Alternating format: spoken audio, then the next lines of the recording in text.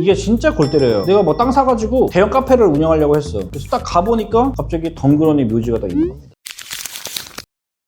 이런 일들이 실제로 있을까요? 실제로 정말 많이 벌어집니다. 특히 여기 제주도에서 많이. 그럼 어떻게 해요? 어떻게든 해야죠. 근데 이게 어떻게 보면 또 위기는 기회라는 말이 있듯이 이게 기회일 수도 있어요. 왜냐면 이 분묘가 있는 땅은 가격이 싸잖아요. 그래서 일부러 이런 땅만 쏙쏙 골라서 사는 야인도 있습니다. 어쨌든 이게 뭐고 어떻게 해결해야 되는지 알려드릴게요. 분묘기지권이 뭐냐면 쉽게 말씀드리면 뭐 남 땅에 무덤을 세웠다고 해서 함부로 막 파내고 이럴 수 없고 그 묘에 대한 권리를 인정해준다. 뭐 이런 겁니다. 장사법상 2001년 이후에 생긴 묘지에 대해서는 이게 적용이 안 되는데 그 이전에 생겼던 그런 무덤들에 대해서는 이 분묘기지권이 적용이 돼요. 근데 보통 이거 어쩌다가 알게 돼요? 내가 새 거 샀는데 여기 있는 거를 현장 가서 알게 되는 경우가 많아요? 아니면 내가 내 아예 오래된 땅인데 알고 보니 있던 게 더 많아요? 아, 그건 많은지 적은지는 알 수 없지. 둘 다 비슷비슷하게. 그러니까 뭐 조상님으로부터 제대로 물려받은 땅이다. 그러면 뭐 그냥 등기부만 이렇게 해결을 하잖아요. 이 땅이 뭐 30평 이런 게 아니고 1000평, 막 5000평 이렇게 되면 내가 다 일일이 뭐 무덤에 보진 않으니까.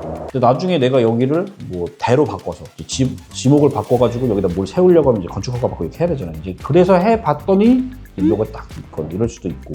이 사는 단계에서는 아는 사람들 많은데 그건 알고 사는 사람이 많지.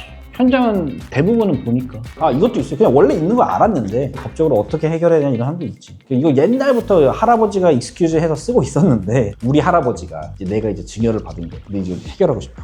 뭐 이런. 이게 뭐 어쨌든 어떤 경로를 통해서는 이 사실을 알게 됐어요. 그럼 이제 어떻게 해야 되냐. 일단 이 무덤이 연고가 있는 무덤이냐 아니면 연고가 없는 무덤이냐 즉 무연고 무덤이냐에 따라 달라집니다. 연고가 없는 무덤이면 뭐 간단합니다. 뭐 시청, 구청 이제 신고하고 뭐 절차 차근차근 밟아가지고 이제 허가 받아가지고 드러내면 돼요. 근데 이제 연고가 있는 묘지 이럴 때가 좀 골치 아파지죠. 앞에 뭐 비석도 있고 뭐 전화번호도 써있고 이름도 써있고 뭐 이런 경우죠. 이 무덤에 대해서 뭐 명절날마다 자손들이 와서 성묘도 하고 차례도 지내고 벌초도 하고 뭐 이런 무덤을 말하는데 어쨌든 1순위는 합의를 하는 겁니다. 제주도는 뭐 삼촌들이 많잖아요. 뭐 건너 아시는 마을 삼촌 뭐 그런 것들이 많아요. 뭐 소정의 이장비를 드릴 테니까 좀 옮겨 주시겠냐 이렇게 해서 협상을 하죠. 이렇게 협상을 해서 합의가 되는 게 베스트인데 이게 진짜 대화가 아예 안 되는 나이 지긋하신 어르신분들도 많으세요. 여기서 합의가 안 되는 경우 어쩔 수 없이 지료 청구라는 게 들어갑니다. 이게 뭐냐? 내 토지를 쓴 사용료를 내라 이런 거죠. 근데 이게 보통 무덤이라는 게 엄청 비싸고 좋은 땅에 세워지는 게 아니라 약간 동네 시골 마을 이런 데다 보니까 이 땅값이 높지가 않아요. 평당 뭐 얼마 이렇게 하는데 이제 그만큼의 사용료를 내라 이거죠. 근데 이게 특이한 점이 지료 청구 같은 경우에는 옛날에 썼던 것부터 물릴 수가 없고 이 청구한 시점 이때부터의 사용료만 물릴 수가 있어요. 그래서 만약에 이 지료를 조금이라도 한 푼이라도 더 많이 받고 싶다 하시면 당장 시작하셔야 됩니다. 사실 지료 청구가 그래서 액수가 그리 크지 않은데 여기서 개꿀팁이 있습니다. 이게 뭐냐? 지료 청구를 해서 소송에서 이긴 다음에 뭐 월 5만 원씩을 내라 이렇게 나오거든요. 그럼 그 5만 원에 대해서 상대방한테 독촉하지 않는 겁니다. 가만히 있는 거예요. 이러면 간혹가다 어르신들은 또 몰라서 이거 내야 되는지 모르고 그냥 넘어가시거든요. 이게 왜 개꿀팁이냐면 만약 이 5만 원은 진짜 별거 아니잖아요. 이 5만 원 받으려고 소송하는 게 아니고 이 안 낸 그 돈이 2년이 넘어가면 그때는 이 무덤을 파내는 소송을 별도로 하실 수 있습니다. 이게 분묘구리 소송이라고 하는데요. 굴이 도굴하다 굴자랑 이장하다 이자 이렇게 하면 깔끔하죠. 이게 근데 이렇게 순탄하게 흘러가는 것도 있는데 변수가 진짜 너무 많습니다. 피고가 누구냐, 제사 주제자가 누구냐,